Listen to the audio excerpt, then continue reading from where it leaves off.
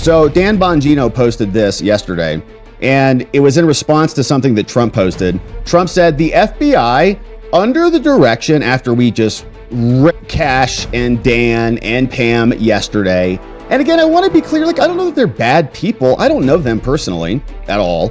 And many people do. Many people like Megyn Kelly and Charlie Kirk and others are saying, I know Dan, I know Cash. These are good people, right? Bannon has said the same thing. And I think that's probably true. They seem like they're good players on our side. And as we were commenting yesterday, it feels like in many ways, this is way above their pay grade, right? They're just following orders like everybody else who would be in that position. And so it's hard to hold them responsible for the last 20 years of a cover-up, right? What are you going to do? How is Cash and Dan responsible for 20 years of DOJ cover-up? They got some role to play because they told us they were going to go in there and reveal a bunch of stuff, and now we don't get anything. We just get a 2-page memo and no records, no materials, no lists, no investigations, no nothing. It's all just, here's phase 1. We thought we were getting phase 2, phase 3, phase 4, and all the rest of the phases, but we got none of the phases. And that's disappointing, especially when they told us that there was going to be a little bit of a new direction here. And of course, that's not the case. Now, to give them the benefit of the doubt, there is a real possibility that Epstein was just a solo pervert and nobody enabled him, which is weird because I think JP Morgan paid the Virgin Islands, U.S. Virgin Islands, like $70 million for their role in being the money behind all of these fraudulent endeavors.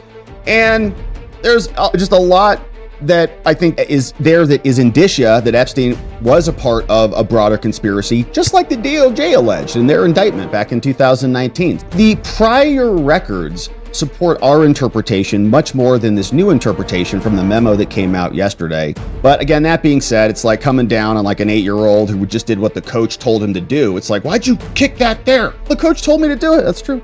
I guess that's right. So you can't be mad at the kid for that. And I tend to trust people like Megyn Kelly and Charlie Kirk and those guys and people who say, I know them, they're good people.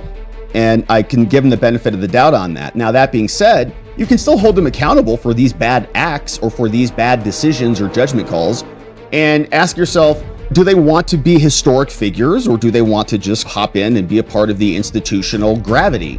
And guess what? Washington is mostly undefeated in this, right? You get sucked into the gravity and you just become a part of the institution. And we saw that with Cash basically overnight. He's going to demolish the FBI building. And then now suddenly he's like, we need a bigger, better building because the FBI is amazing now all of a sudden. You're like, what?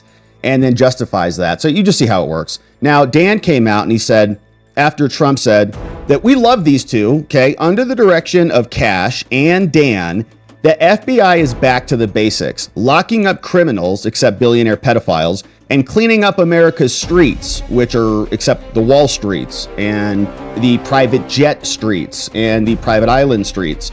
We have the greatest law enforcement professionals in the world, says Trump.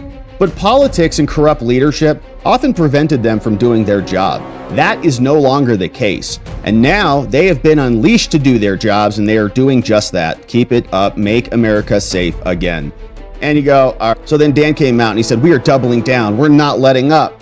And he's getting a lot of backlash for this in the comments. And our good friend, the Lectern guy, you know him, very reasonable dude who went to prison for J6 protesting that was entirely peaceful. He commented and said, I don't say this lightly, and I know it'll cost me quite a bit, but I've been drinking and have had some time to reflect on the whole kid-bists are cool with us movement in the new FBI. And I've decided that y'all are a bunch of weak losers, which I think is a very accurate and fair assessment, drinking or not.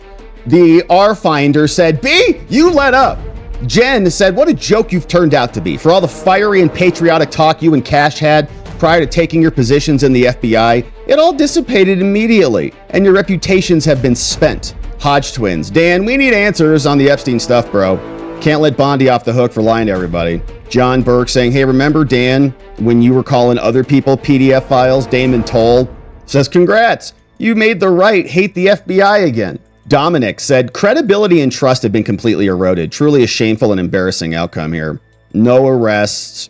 Everybody very upset about it, and I think rightfully. Now, that doesn't mean that Dan Bongino and Kash Patel and Pam Bondi should all be impeached and removed. They've done a lot of good work on a lot of things. And I can't explain what happened here. Of course, you could just disregard everything that's happened over the last 20, 30 years and just say, I guess it's all pretty much concluded. It's just Epstein and Ghislaine. That's the whole thing, and nobody enabled them. Or you can just look at the facts and the DOJ's own evidence and their own statements that they submitted in courts of law that say that there was a much broader conspiracy here, and now it's all just being swept under the rug. And it's a bummer.